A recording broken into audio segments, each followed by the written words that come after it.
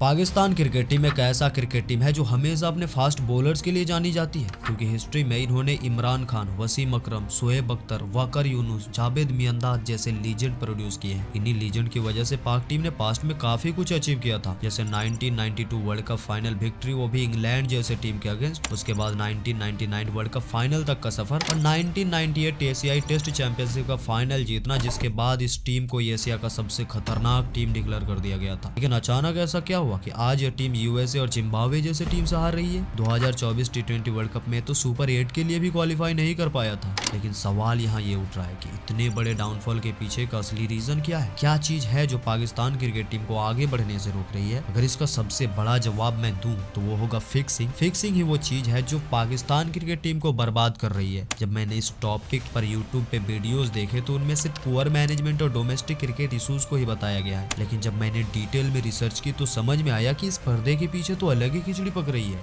तो आइए इस फिक्सिंग स्कैंडल और उन सभी रीजंस के बारे में बात करते हैं जिनकी वजह से आज पाकिस्तान क्रिकेट टीम धीरे धीरे गिरती जा रही है।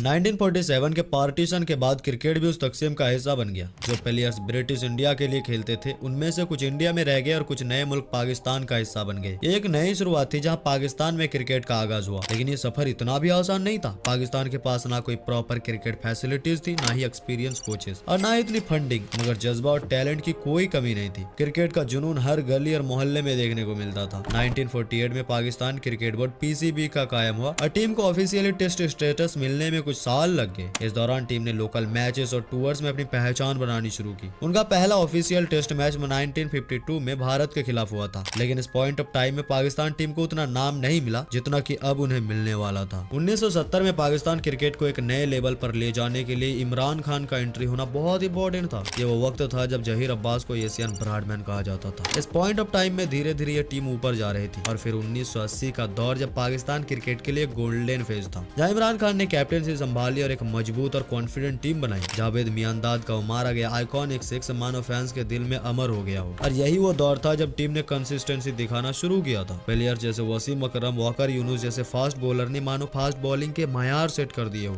साल 1987 में इमरान खान ने पाकिस्तान को भारत और इंग्लैंड दोनों देशों में पहली टेस्ट सीरीज भी जिताई। भौगोल इतना कि 1976 से लेकर 1995 तक एक भी टेस्ट सीरीज ना हारने वाली एक लौती टीम भी बन गई। इतना ही नहीं, 1992 में इमरान खान की लीडरशिप ने पाकिस्तान अपने एटीट्यूड के दम पर पहला वर्ल्ड कप भी जीत लिया था।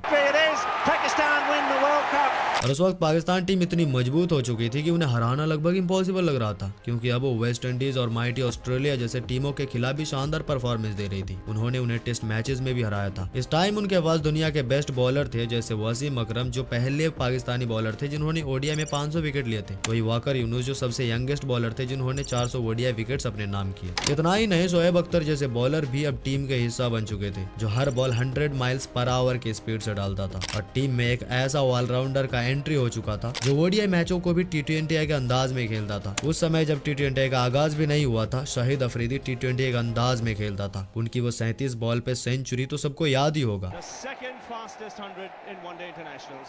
तीनों खतरनाक फास्ट बॉलर्स, एक लेजेंडरी स्पिनर और एक एग्रेसिव बैटर ने मिलकर पाकिस्तान टीम को बहुत बुलंदियों तक ले गया। उस वक्त की यह टीम सच में काफी स्ट्रांग दिख रही थी। 90 के दशक के आखिरी दिन और 2000 के शुरुआत तक पाकिस्तान टीम हर फॉर्मेट में कॉम्पिटिटिव फोर्स थी। जैसे उन्होंने 1992 का वर्ल्ड कप जीता था, वैसे ही उन्होंने 1999 के वर्ल्ड कप फाइनल तक का सफर भी तय किया था। लेकिन अगर कहा जाए तो यही से शुरुआत होता है the downfall of Pakistan team.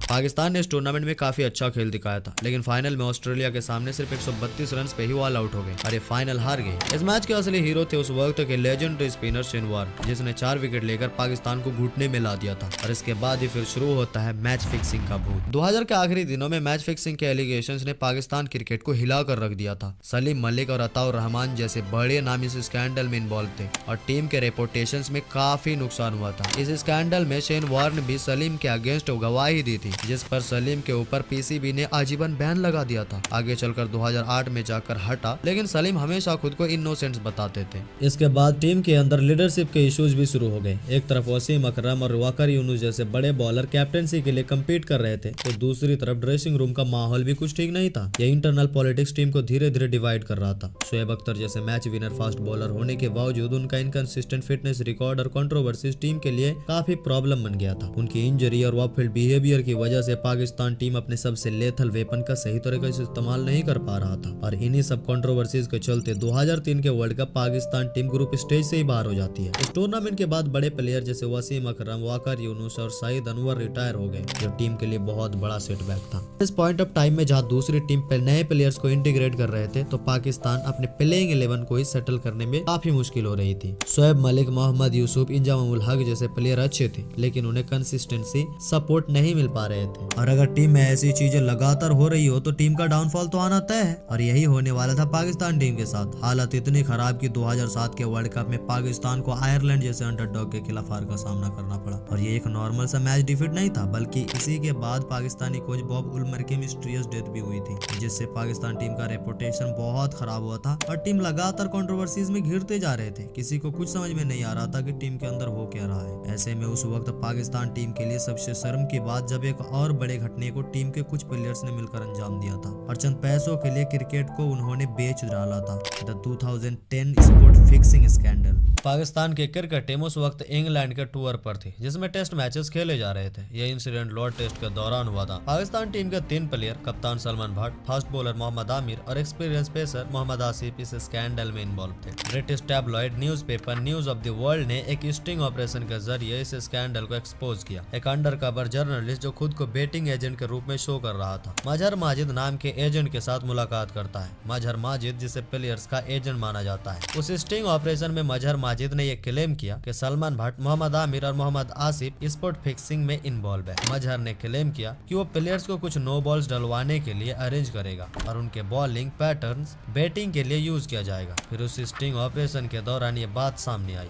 Mohammad Aamir ने उस मैच के दौरान 3 नो बॉल्स डाले। मोहम्मद आसिफ ने भी एक नो बॉल डाले। ये नो बॉल पहले से ही प्लान किया गया था, और मजहर माजिद ने जर्नलिस्ट से इसके बदले में पैसा लिया था। जब ये बात सामने आई तो इंग्लैंड और वेल्स क्रिकेट बोर्ड ने ICC के साथ मिलकर इन प्लेयर्स के खिलाफ इन्वेस्टिगेशन स्टार्ट की। स्कॉटलैंड और लंदन के पुलिस भी इस केस में इन्वॉल्व थे। ये केस क्रिमिनल इसलिए बन गया क्योंकि बेटिंग के साथ पैसों का फर्जी इस्तेमाल था। ICC ने इन प्लेयर्स पर कार्रवाई की और सलमान भट्ट को 10 साल के लिए बैन किया गया, 5 साल के सस्पेंशन के साथ, तो वही 30 महीने की जेल। मोहम्मद आसिफ को 7 साल के लिए बैन किया गया, 2 साल के सस्पेंशन के साथ, तो वही 12 महीने की जेल के साथ। तो वही मजहर माजिद को लाइफ टाइम क्रिकेटिंग एक्टिविटीज से ही बैन कर दिया गया और 32 महीने की जेल हुई। लेकिन इन सब के मेन हीरो जो थे वो थे मोहम्मद आमिर, जिसकी वजह से लोग इस फिक्सिंग को अच्छे से जानते हैं, क्योंकि मोहम्मद आमिर जो सिर्फ उस वक्त 18 साल के ही थे और इतने कम उम्र में ही उसने अपनी घातक परफॉर्मेंस से सबका दिल जीत लिया था, और जिसके बारे में ये प्रेडिक्ट किया जा रहा था कि आने वाले वसीम अकरम जैसे ग्रेटेस्ट बॉलर को भी रिप्लेस कर देगा,